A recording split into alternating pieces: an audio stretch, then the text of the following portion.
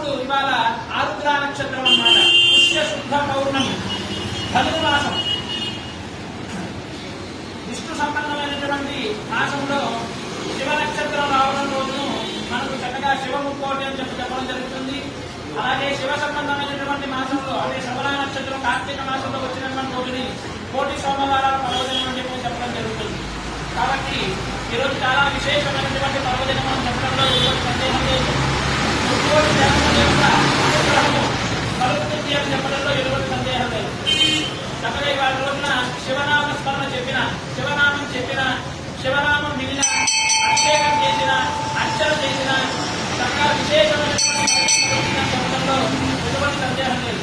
అలాగే ఈ రోజున ఉత్తర ద్వార దర్శనం అంటే ముక్కోటి ఏకాదశి రోజున మనకు వైష్ణవ దేవస్థానంలో మరి ఉత్తర ద్వార దర్శనం ఎలాగైతే ఏర్పాటు చేస్తారో ఇక్కడ కూడా మనకు శివాలయాల్లో ఉత్తర ద్వార దర్శనం శివ ముక్కోటి రోజున ఏర్పాటు చేయడం జరుగుతుంది.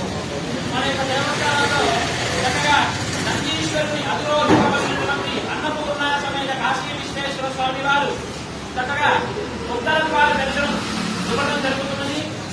ఉదయం పొద్దున్నే చక్కగా 6 గంటలకే ఉత్తర ద్వార దర్శనం చక్కగా స్వామివారికి అర్చన ఏర్పాటు చేయడం జరిగింది.